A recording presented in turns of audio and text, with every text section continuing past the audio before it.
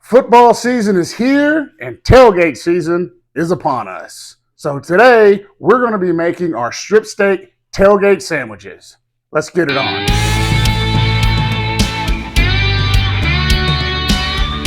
Welcome to Sip and Sizzle, the show where we talk about outdoor cooking and fine craft beer. I'm Chris Lozano, and we've got a very special episode coming at you today. We're going to make the tailgate strip steak sandwiches, and we're actually going to go to a tailgate at the University of Georgia. So it's going to be an exciting show. Buckle up, strap in, because here we go. And what I'm sipping on today is Creature Comforts Fall Fest beer. This is an Oktoberfest beer coming from Creature Comforts, a brewery out of Athens, Georgia, home of the University of Georgia Bulldogs, which we are going to be visiting tomorrow. As you can see, this Oktoberfest has got a nice golden amberish color. It's got a nice sweet malty taste, not too hoppy. So if you're not into hops, this is your beer. It pairs very well with steak and pretty much anything tailgate related. Hot dogs, burgers, chicken sandwiches, you name it. It's a great pair for a beer. I wouldn't go anything spicy. You may want to bump up to an IPA if you go anything spicy. But an Oktoberfest beer is a wonderful beer for fall. It's a wonderful beer for football. So again, we're going to be making the tailgate strip steak sandwiches. And a lot of the time, the more prep you can do prior to the tailgate, the lot more enjoyable your tailgate is going to be. So what we're going to do in this first part of the video is we're going to start doing the prep. This is literally the night before the Georgia game. So we're going to do some of the prep in preparation for tomorrow's game. So once we get to the tailgate tomorrow morning, all we have to do is fire up the grill and put the steaks on. So with that in mind, I know we talk about cooking in outdoor cooking. But today we're going to start off indoors because, again, it's all about the prep. We'll get to the outdoor part tomorrow at the tailgate. I would like to give a shout out to Malcolm Reed with How to Barbecue Right. He was the inspiration and the recipe behind this video. But of course, you know me, I'm going to put my little spin on it, some tweaks to make it a little bit more to my liking. But anyway, he's a great guy, so I check him out if you have a chance. Again, it's How to Barbecue Right. His name is Malcolm Reed. All right, so the first part of our prep we're going to do is we're going to make the peppers and the onions. The peppers and the onions that's going to go on the steak sandwiches tomorrow. All I did was I sliced up a yellow onion and some red and green bell peppers. So all we're going to do is just going to stick all of those right here in the bag. We'll go to the peppers, we'll go to the onions. And what I'm going to do is I'm going to season it with Meat Church's Dia de la Fajita seasoning. It is a nice citrusy blend. It is not spicy at all. It gives a great flavor to the veggies. And then we're going to take some extra virgin olive oil, kind of dip that in there here, kind of give it a good coating. I wouldn't worry too much about the measurements. Speaking of Meat Church, Matt Pittman always says, measure with your heart. Don't worry about the tablespoon of this and a teaspoon of that. You know what you like. You know what your flavors are. Just follow your heart and don't get too wrapped up with it, okay? Have fun. That's what it's all about, right? Especially when you're cooking outdoors, even better at a tailgate. So we're just gonna go ahead and we're going to mix all this up and we're gonna let this marinate overnight. And a lot of the seasoning and the oil is gonna start breaking down a little bit, the onions and the peppers. So they're gonna be a little bit softer for when we put them on the grill tomorrow morning. And one of the things that we're going to be making along with the steak sandwiches is a beer cheese sauce that's going to go over the top of the onions and the peppers and the steak once we get it on the bread tomorrow. It's going to be awesome. So this beer cheese sauce is really, really easy to make. You're going to need about just a dash of Worcestershire sauce. It's a cup of heavy cream, a heaping spoon of Dijon mustard, about a quarter cup of butter, about another quarter cup of all-purpose flour, a cup of beer. And this beer right here is more like a lager beer. You know, I wouldn't go anything too flavorful. Your typical lager, light beer, Miller Lite, Bud Light, something of that nature, just for the actual beer flavor. And then, of course, the star of the show, I use pepper jack cheese. I grate my own. I don't buy the store-bought. It's a lot cheesier, it's meltier, it's creamier. Just grate your own cheese, and that's what we did here. This is about 3 cups. Again, I'm always saying measure with your heart, but I know some of you like to have those specific measurements, and that's fine. That's fine, but come on. This is beer cheese. You can't really overdo it with any ingredient when it comes to beer cheese. So we're gonna go over to the stove now. We're gonna whip this thing together, and then we're gonna refrigerate it overnight, and then we'll whip it out again tomorrow at the tailgate, heat it up on the grill, and it'll be ready to go on the sandwiches. All right, so we're gonna put in our butter in our pan here, our pot. Get it all nice and melty. And then once this gets good and melted, we are going to come in with our flour. All right, now that our butter is nice and melted, we're gonna throw in our flour here, and we're making kind of like a roux. And what we're gonna do is we're just going to whisk this up about 1 to 2 minutes, and this is gonna, eventually it's gonna turn into like a brown, look like a chocolate sauce. And for those of you who like to make Cajun food like a gumbo, you'll know exactly what I'm talking about. This is like an old school style roux here that we are going to make at the base for this cheese sauce. Little check in here. I've got this on medium heat. For those of you again who like a little more specific instruction, as you can see, it's starting to turn brown. We're going to keep whisking this a little longer, let it get a little more brown, and then we're going to come in with the rest of our ingredients. All right, as you can see now, we got our nice little chocolate base there, our chocolate looking base. Again, it's not really chocolate, it's just flour and butter, but it looks like chocolate, and that's what you're going for. We're gonna go ahead and put in our 1 cup of whipping cream there, as well as our 1 cup of lager beer there. And we're going to just go ahead and start whisking this, get it all nice and mixed. There we go. This is looking really, really good. I'm going to drop the heat to about medium low now, because if we don't watch it, this will start to boil over. So we don't want that. Then we're going to come in with our Worcestershire sauce here. Again, about a teaspoon, 2 teaspoons. And you know what? I didn't mention this earlier, but I like to add a little bit of cayenne there. Nothing too crazy. And then, of course, here comes our Dijon mustard. All right. So we got our base looking good. Go ahead and give it another whisk, get all that combined.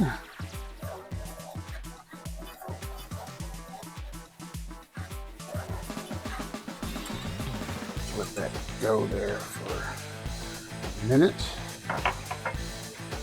And then we're going to bring in our cheese and put the finishing touches on it. We want to get this kind of start simmering just a little bit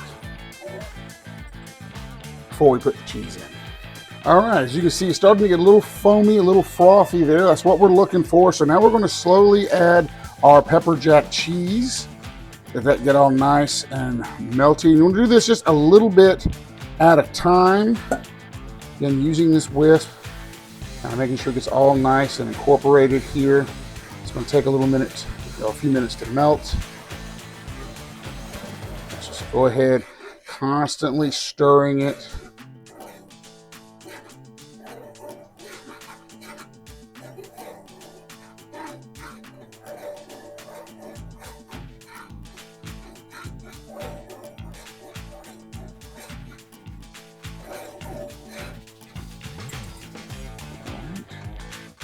Go ahead and add the rest of the cheese there. Go ahead and get that in there.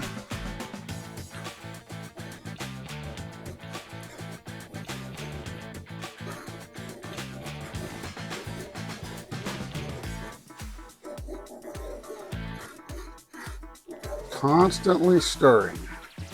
Constantly stirring. We don't want anything to clump up. So just go ahead and keep giving it a stir there.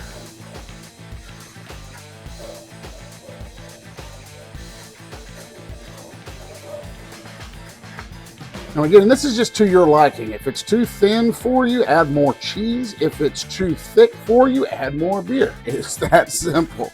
Can't really go wrong with this nice cheese sauce here. All right, our cheese sauce is about done. I'm gonna go ahead and take off, turn off the heat here. And what we're gonna do is, I'm not gonna do this yet because this has got to cool, but get yourself an aluminum pan right here. What we're gonna do is we're gonna take this cheese sauce, we're going to put it in the aluminum pan, and this is going to go in the refrigerator overnight. Tomorrow when we get to the tailgate, all we're going to have to do is take this aluminum pan, put it on the grill, it will heat up the cheese sauce and we'll be ready to go. Okay, the final step in our prep is to make a homemade chipotle mayo. I know you're probably thinking, Chris, you already got a beer cheese sauce. What else do you need?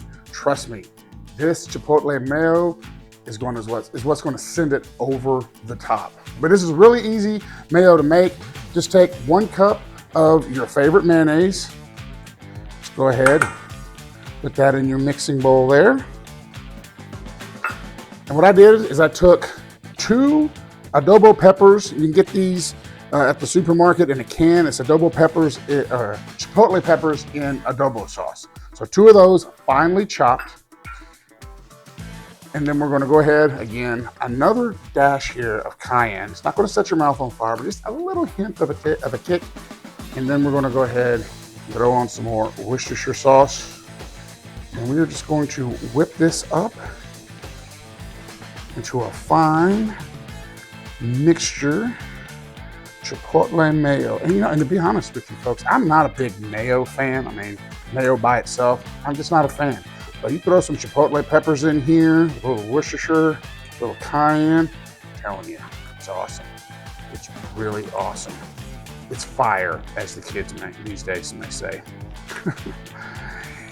And that's it. What we're going to do is we're going to take our little concoction here, our little chipotle mayo concoction. We're going to put it in a little Tupperware dish, put it in the refrigerator overnight, and we're going to be ready to go tomorrow. So again, those are our steps for the evening before the tailgate. Again, as much of your food prep that you can knock out before the tailgate, the better, because tomorrow when we get to the tailgate, it's all about having fun.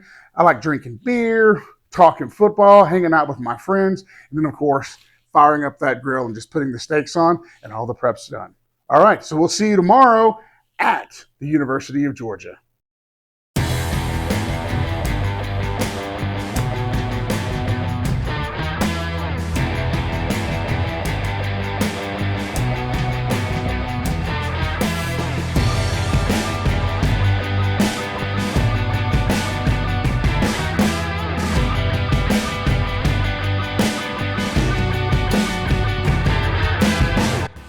It is game day here in Athens, Georgia, home of the University of Georgia Bulldogs, and welcome to our tailgate. All right, continuing on with what we started last night in the kitchen. As you can see, we have our peppers and onions mix here that was marinated in olive oil and Dia de la Fajita seasoning. Then we also have our beer cheese dip. Now, I know this is a different container than what I showed you yesterday, but this, given the size of the grill, this is more, it takes up the least amount of space. But anyway, we're going to get grill in here at our tailgate, and we're going to put these things on the grill and get them going. Get them nice and soft so they can fit on the sandwiches. We're going to go ahead and put on our beer cheese dip here on my little tailgater grill. This is a small Weber grill that's gas powered here. Again, it's all about gas grills on this show, and of course, outdoor cooking. So our peppers and onions are coming along nicely. So is our beer cheese sauce here. I'm gonna give this a few more minutes before they are ready. So now let's go to start preparing our steaks. So now we're gonna get into preparing our steaks. You can see we have 4 New York strips here. What we're gonna do is we're gonna put a little bit of a binder on it. This is a Baron Burton's W sauce. A lot of people want to put regular Worcestershire sauce on this, which is fine. But I like this W sauce. It's like Worcestershire sauce on steroids. It's really, really good. So that's what we're going to do here. We're just going to go ahead and put a little bit on it.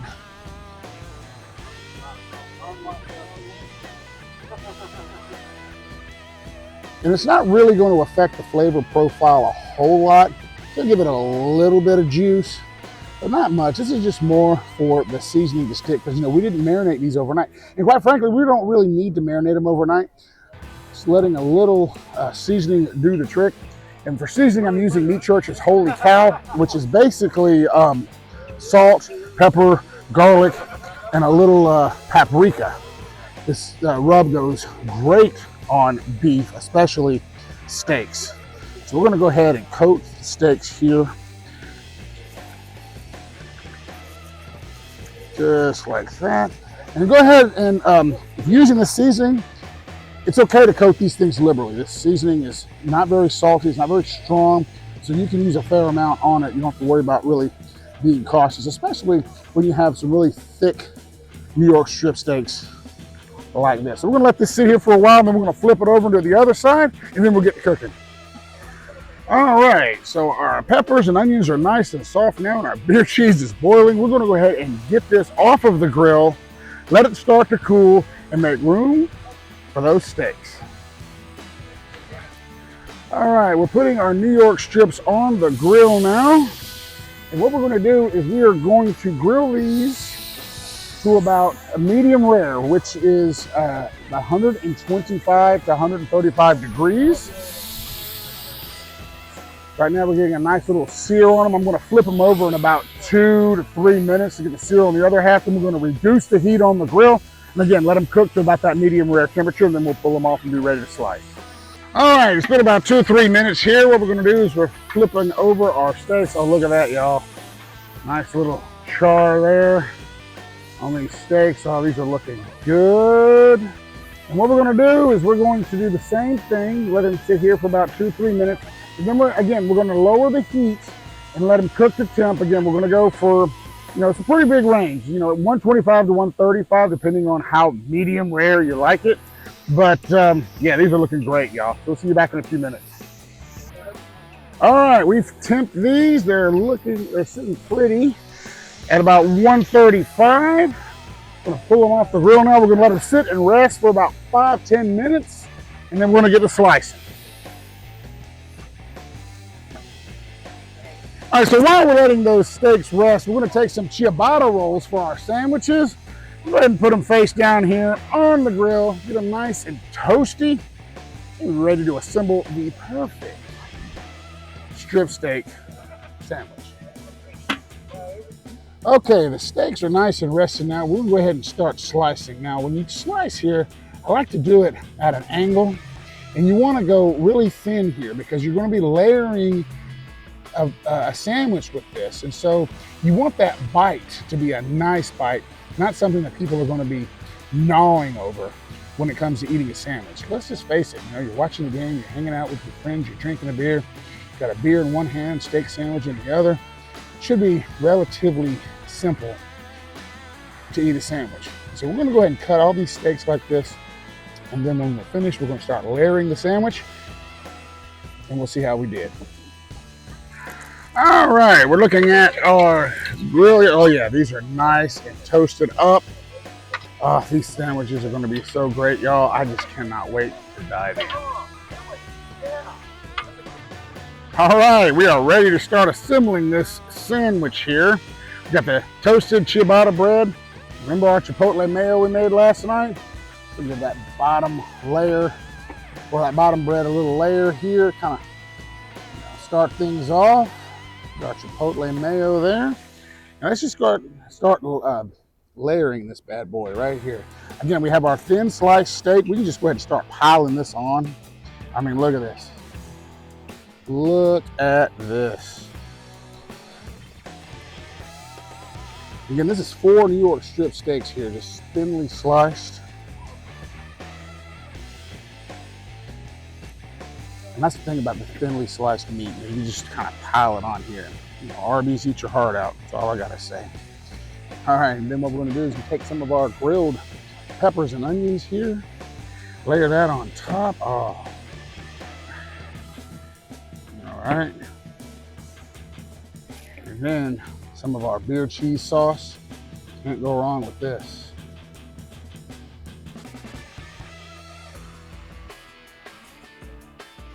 All right, so this is a great sandwich. I didn't say it wasn't a messy sandwich.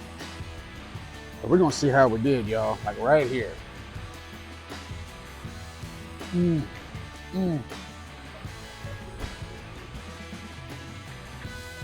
That's where it's at, right there. You can't ask for a better tailgate sandwich than that. And so to see how the steak was so thinly sliced, I had no problem biting into that sandwich at all. Can't wait to feed the crowd. Well, my crowd's over there eagerly waiting to dive in. So anyway, there you have it. Tailgate's strip steak sandwiches here from Athens, Georgia, tailgating for our Georgia Bulldogs. Thank you so much for tuning in. Don't forget to click that like button. That really helps us out. And of course, click that follow button so you can be updated with all the new recipes that we have coming at you. And again, I'm Chris Lozano. Remember to remind you to support your local businesses and support your local breweries. We'll see you next time on Sip and Sizzle.